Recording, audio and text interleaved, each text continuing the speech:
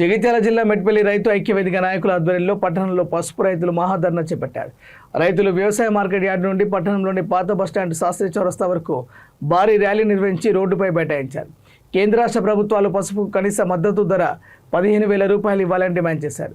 అలాగే market international స్కీమ్లో పసుపు పంటను కలపాలని విజ్ఞప్తి చేశారు.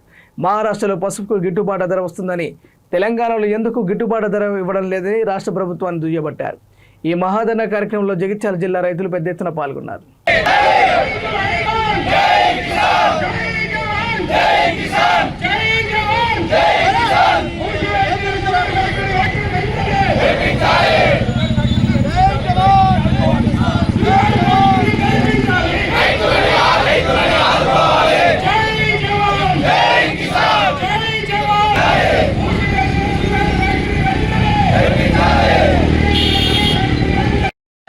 రైతు ఐక్యవేదిక తరఫున పిలుపునివ్వడం జరిగింది.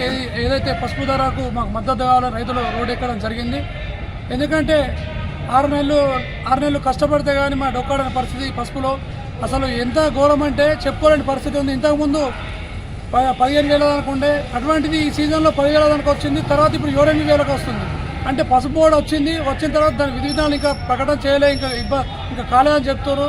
ఇక్కడ ఎంపీ గారు ఏది ఉన్నా కానీ అది ఎంఎస్పీ ద్వారా కానీ అవసరమైతే గిట్టుబాటు చేసి ఏదైతే మన మక్కలు కానీ వడ్లు కానీ కొంటుర్రో మార్కెట్ ద్వారా అవసరమని కూడా దీన్ని కూడా అందులోకి తీసుకొని మా రైతులకు మద్దతు ధర ఇచ్చే విధంగా ప్రయత్నం చేయాల్సిందిగా రెండు గవర్నమెంట్లను మేము విజ్ఞప్తి చేస్తున్నాం. అలాగే మా ఇక్కడ ఈరోజు పెద్ద ఎత్తున ప్రోగ్రాం చేసినటువంటి రైతులందరికీ ధన్యవాదాలు చెప్తున్నాం. లోపల పసుపు బోర్డు తీసుకొచ్చిండు. ఇలా అంతేకాకుండా మరి ఇలా మద్దతు ధర అనే విషయం కూడా అంతకుముందు గత సంవత్సరము మరి మార్కెట్ ఇంటర్వెన్షన్ స్కీమ్ కింద మరి రాష్ట్ర ప్రభుత్వం కేసీఆర్ గారు మరి ఒక 40% పెట్టుకున్నట్టయితే మేము 60% పెట్టి 10,000 మద్దతు ధర పసుపు రైతుకి ఇస్తామని చెప్పితే అప్పటి మరి కేసీఆర్ గారి కుమారుడైనటువంటి కేటీఆర్ను మేము కలవడం జరిగింది రైతు నాయకులుగా. ఆయన ఏదైతే లెటర్ ఇవ్వమంటే లెటర్ ఇవ్వకపోతే మరి ఇవాళ లెటర్ ఇవ్వలేడు. ఏదైతే మరి ఇవాళ పసుపుకు బోర్డు తీసుకొచ్చిండు. ఇవాళ జాతీయ పార్టీలైన మరి బీజేపీ కానీ కాంగ్రెస్తోనే సాధ్యమవుతుందని మేము భావించి ఇలా 2019లో మూకుమ్మడిగా నామినేషన్లు వేస్తే పసుపు బోర్డును మరి సాధించుకున్నాము. అదేవిధంగా మద్దతు ధర, ఇప్పుడు మద్దతు ధర లేని పసుపు బోర్డు ఎందుకనేది రైతుల ఆవేదన. ఇలా పెట్టిన పెట్టుబడి నిండుతలేదు కాబట్టి ఇలా రైతుకు మద్దతు ధరలు చేయాలంటే మళ్ళా ఏదైతే కేంద్రంలో అధికారంలో ఉన్న బీజేపీ తోటి సాధ్యమవుతుంది.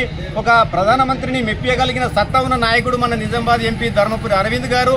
ఇవాళ ఆయనను మనం అందరం కలిసి మరి మన మద్దతు ధర కోసం మరి ఒక ఏదైతే రిప్రజెంటేషన్ ఇచ్చినట్టయితే ఖచ్చితంగా కేంద్ర వ్యవసాయ శాఖ మంత్రి కానీ వాణిజ్య శాఖ మంత్రి కానీ పీయూష్ గోయల్ను కలిసి మరి మద్దతు ధర సాధించుకునేందుకు మరి ఎంపీ గారిని కలవాల్సిన అవసరం ఉందని నేను భావిస్తున్నాను. కోట్ల నియోజకవర్గంలో మెట్పల్లిలో భారతీయ జనతా పార్టీ ఆధ్వర్యంలో చెరుకు ఫ్యాక్టరీ ఓపెన్ చేయాలనే విధంగా ధర్నా చేయడం జరిగింది. దీంట్లో ముఖ్యంగా తెలంగాణకే తలమానికంగా 1949లో స్టార్ట్ అయిన బోధన్ షుగర్ ఫ్యాక్టరీ, దాని తర్వాత 1900 ఆల్మోస్ట్ మనకు 1993 ముత్తంపేట షుగర్ ఫ్యాక్టరీ, ఈ రెండు అనుసంధానం చేసుకుంటూ ఫ్యాక్టరీ స్టార్ట్ చేయడం జరిగింది. దాంతో ఆల్మోస్ట్ మనకు 2009లో company partnership, government and partnership ఆధ్వర్యంలో ఏదైతే షుగర్ ఫ్యాక్టరీ స్టార్ట్ అయిందో